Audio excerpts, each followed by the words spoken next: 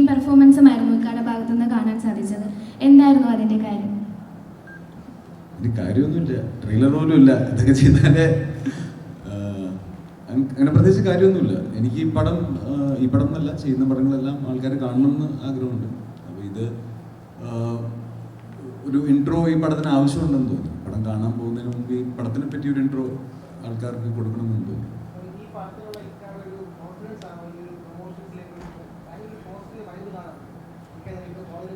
ഞാൻ അല്ലെങ്കിലും പോസിറ്റീവ് അല്ല, ഞാൻ ഭയങ്കര പോസിറ്റീവ് അറിയാത്തോണ്ട.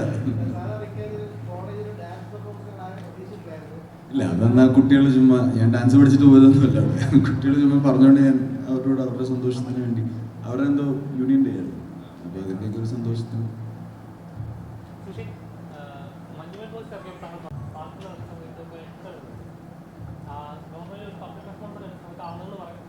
നോർമലി പബ്ലിക് റെസ്പോൺസ് എടുത്ത സമയത്ത് ആളുകൾ പറയുന്നത് പഴയ അല്ലൂർജുൻ പടങ്ങളിലെ കാണുന്ന മറ്റൊരു ഫീൽ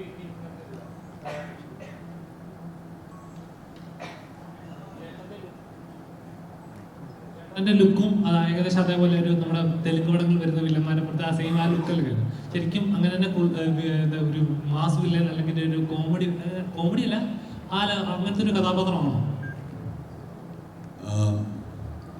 ഇയാള്? ബാംഗ്ലൂർ ബേസ് ചെയ്തിട്ടുള്ളൊരു ഗുണ്ടയാണ്, അതുകൊണ്ടാണ് പ്രൈമറിലി അങ്ങനത്തെ ഒരു ലുക്കിലേക്കൊക്കെ എത്തിയത്. ഓൾമോസ്റ്റ് ജിത്തുവിന് പറഞ്ഞ പോലെ ജിത്തു കണ്ട് പോയ ആളുകളിൽ നിന്നും ഒരുപാട് പേരിൽ നിന്നാണ് അങ്ങനെ ലുക്കിലേക്ക് എത്തിയത്. രണ്ടാമത്തെ ചോദ്യം എന്തായിരുന്നു?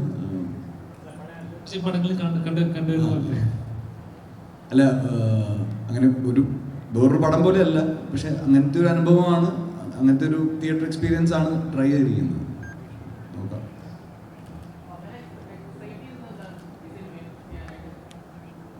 ഇതുപോലത്തെ ഒരു പരിപാടി ഞാൻ ഇതിനു മുമ്പ് പിടിച്ചിട്ടില്ല. എന്നെ ഇങ്ങനെ ആരും അഴിച്ചു വിട്ടിട്ടുമില്ല.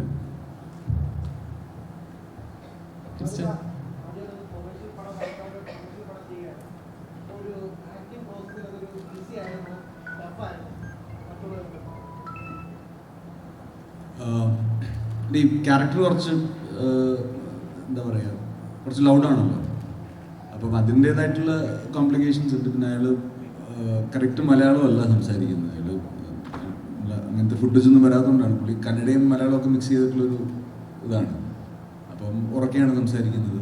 അങ്ങനെയുള്ള കുറേ കാര്യങ്ങളുണ്ട്.